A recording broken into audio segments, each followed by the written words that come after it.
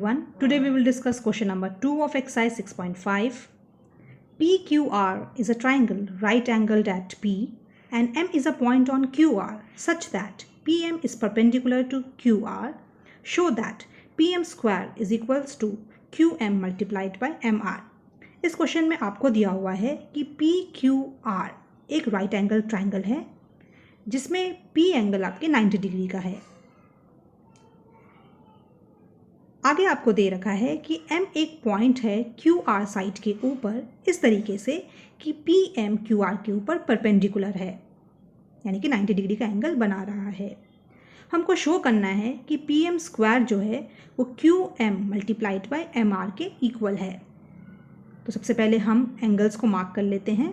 आपको दिया हुआ है एंगल P आपका 90 डिग्री का है और ऐसे ही एंगल M भी आपका 90 डिग्री का है। अब आप आगे देखिए, PM स्क्वायर को हम लिख सकते हैं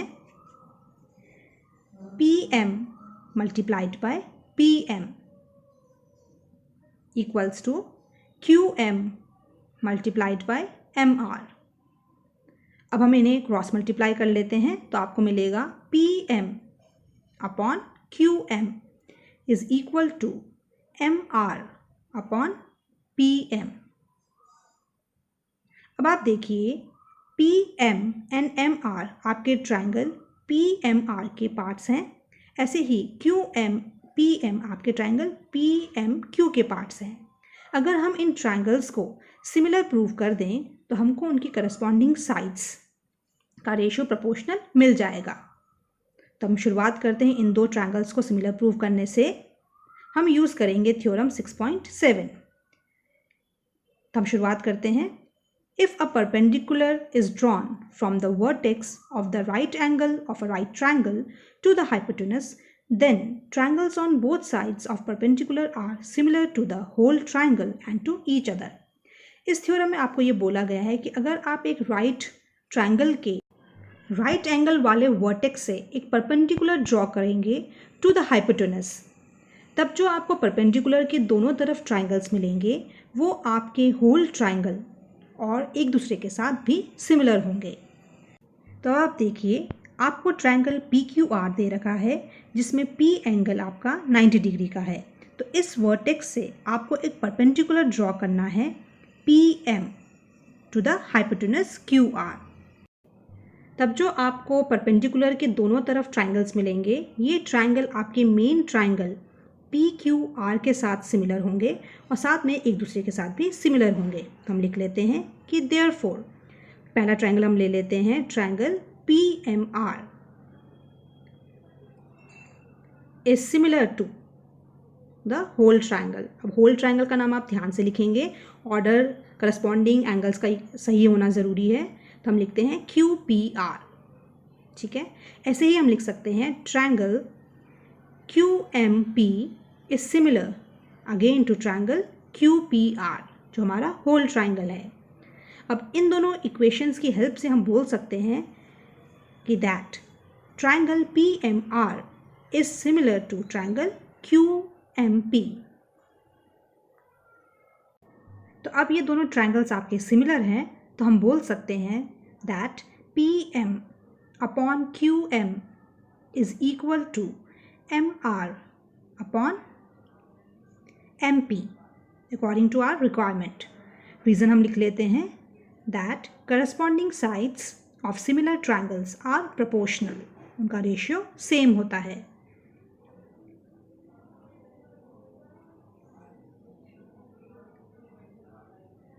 अब हम इसको क्रॉस मल्टीप्लाई कर लेते हैं तो हमें मिल जाएगा PM multiplied by PM is equal to QM multiplied by MR, जिसे हम लिख सकते हैं PM square is equal to QM multiplied by MR, hence proved. Now question number 3 of exercise 6.5. In figure ABD is a triangle right angled at A and AC is perpendicular to BD. Show that first AB square is equals to BC multiplied by BD. Second, AC square is equals to BC multiplied by DC. Third AD square is equals to BD multiplied by CD। आपको दिया हुआ है कि ABD एक right angle triangle है जो right angled है eight A, यानी कि एंगल A जो है वो आपके 90 डिग्री का है। हम इसे मार्क कर लेते हैं। आगे आपको दे रखा है कि जो AC है वो BD के ऊपर परपेंडिकुलर है। हमको ये 3 चीज़ें प्रूव करनी है। तो हम शुरुआत करते हैं फर्स्ट पार्ट से। We know that if a perpendicular is drawn from the vertex of the right angle of a right triangle to the hypotenuse, then triangles on both sides of perpendicular are similar to the whole triangle and to each other. इस theorem को use करते हुए हम लोग लिख सकते हैं that triangle ACB is similar to the whole triangle. अब जो आप होल ट्रायंगल का नाम लिखेंगे वो आपको सोच समझ के लिखना है कि उनके करस्पॉन्डिंग एंगल्स इक्वल होने चाहिए। तो आप देखिए एंगल ACB में और आपके एंगल ABD में एंगल B जो है वो कॉमन है, तो एंगल B की पोजीशन दोनों ट्रायंगल्स में सेम होनी चाहिए। ऐसे ही एंगल C जो है वो एंगल A के इक्वल है, दोनों ही 90 डिग्री के हैं, तो दोनों की पोजीशन अगेन सेम होनी चाहिए, यानी कि इन द मिडल। तो हम A लेटर को मिडल में लिख लेते हैं और D को एट द स्टार्टिंग। ऐसे ही अब हम दूसरे ट्रायंगल्स का नाम लिख लेते हैं। तो triangle DCA is similar to triangle, अब आप देखिए जो आपका एंगल D है वो आपका दोनों ट्रायंगल्स में कॉमन आ रहा है, तो दोनों ट्रायंगल्स में एंगल D की पोजीशन सेम होगी। एंगल C जो है ऑफ ट्रायंगल DCA वो एंगल A के इक्वल होगा ऑफ ट्रायंगल DAB, तो इन दोनों की पोजीशन सेम होगी, यानी कि इन द मिडल। और B एंगल को हम लास्ट में लिख लेते हैं।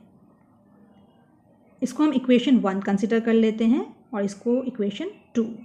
तो अब हम इन दोनों इक्वेशंस को यूज़ करते हुए बोल सकते हैं that from equation 1 and 2 we gate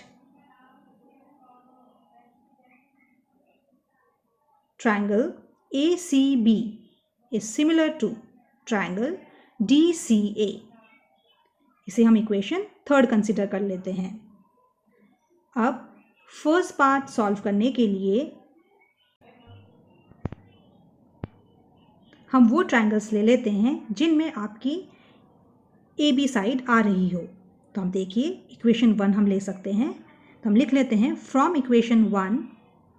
अब क्योंकि ये दोनों ट्रायंगल्स आपके सिमिलर हैं, triangle ACB is similar to triangle DAB, तो हम बोल सकते हैं that AB upon DB is equal to CB upon AB, जो हमारी रिक्वायरमेंट है उसके हिसाब से। और ऐसा हमने क्यों लिखा है? Because these are the corresponding sides of similar triangles और ये आपस में प्रोपोर्शनल होंगी। हम लिख लेते हैं साइड्स आर प्रोपोर्शनल। अब इन्हें हम क्रॉस मल्टीप्लाई कर लेते हैं, तो हमें मिलेगा AB multiplied by AB is equals to CB की जगह हम BC लिख सकते हैं और ऐसे ही DB की जगह हम BD लिख सकते हैं। हमें फाइनली मिल जाएगा AB square is equals to BC multiplied by BD। अब सेकेंड पार्ट को प्रूव करने के लिए हम इक्वेशन 3 कंसिडर कर लेते हैं। तो हम लिख लेते हैं from equation 3 we have that triangle ACB is similar to triangle DCA। तो this implies AC upon DC is equal to CB upon CA। अब हम रीज़न लिख लेते हैं that sides are proportional in similar triangles.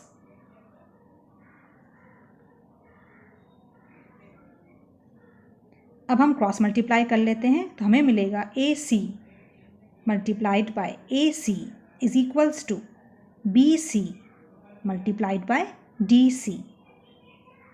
इसे हम further लिख सकते हैं that AC square is equals to BC multiplied by DC। Third part को सॉल्व करने के लिए हम इक्वेशन 2 कंसिडर कर लेते हैं। तो हम लिख लेते हैं from equation 2 we have that triangle DCA is similar to triangle DAB.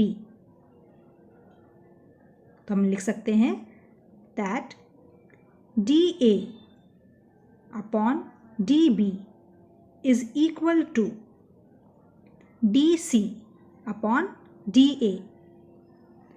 Reason हम लिख लेते हैं that sides are proportional in similar triangles.